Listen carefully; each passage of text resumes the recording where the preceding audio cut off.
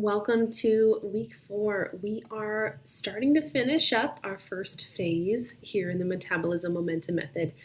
And I really want to talk about hunger in more detail because hunger really is often misunderstood. Not only that, but it is really a fantastic tool. It's one that you can use for lifelong habit change without always relying on perfect macros or calorie tracking or always eating within a certain window or all these other things where we use external rules to help us determine our eating patterns and what will work best.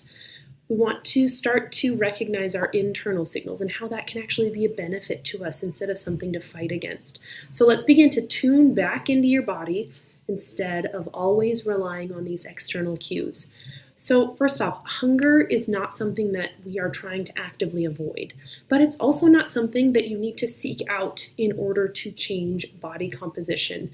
So this is actually, in reality, a biological signal designed to help regulate energy. So this is also a great example. Like if anyone has kids really rely on this. I've even had my kids refuse cake when they had a couple bites. It was okay, but they were full and they just moved on. And it's amazing how if you just rely on your body's signals, it really can be beneficial. Now, sometimes there are situations where this is harder to do. For example, eating disorders, or if you actually do have issues with regulating the hormones related to hunger and satiety, but those are very specific cases. So when we constantly override our hunger, maybe by skipping meals or eating on very rigid schedules and ignoring hunger or fullness, or just eating beyond fullness, we are not setting ourselves up for success. We're delaying that long-term success, or really staying on that yo-yo train when we don't learn how to understand it and use it.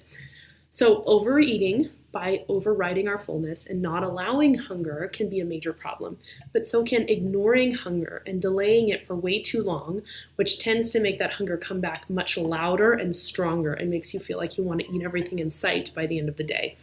So research shows that people's subjective hunger and fullness ratings actually do a good job of predicting their intake over time.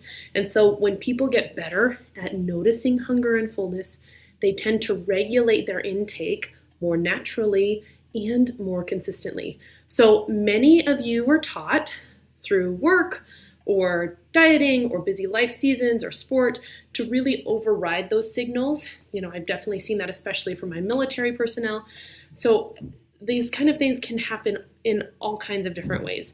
And that may have worked when your training volume was high and recovery demands were different, but now we really do need to build the skill of listening and interpreting our hunger signals. So here's this key distinction. Hunger is information.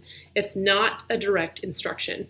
It's not automatically telling you to eat everything in sight. It's really telling you about a little bit more. It's telling you about timing. It's telling you about the composition of your food. Is that actually triggering your hunger earlier?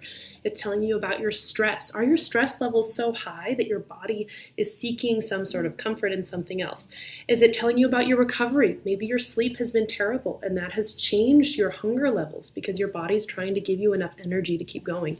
Maybe it's telling you about your routine. Your routine is just completely off. So hunger can really fluctuate, especially based on training versus rest days. And sometimes those training days, if you want to talk about appetite, sometimes those training days you can have really low appetite but much higher the following days. Maybe it's telling you about or it can fluctuate based on your sleep quality, your stress load, sometimes some of those hormonal shifts, and just what your last meal actually looked like compositionally, whether you had a balance of macronutrients. So hunger is a tool you can use. It is biology. And here's the reframe that really matters when it comes to fat loss. You do not need to be hungry all the time to change your body, but you do need to be skilled at responding to hunger when it shows up. So this week, we're building that skill. We are going to be doing this slowly and imperfectly, but on purpose. So hunger is information. It's not something to seek out. It's not something to avoid. Awareness comes before our regulation, and skills beat rules every time. We're building skills here. So by the end of this week, I really want you to be better at feeding yourself on purpose in a way that supports fat loss, performance, and just your real life without relying on rigid rules or constant tracking. So we will go into this a little bit more here soon.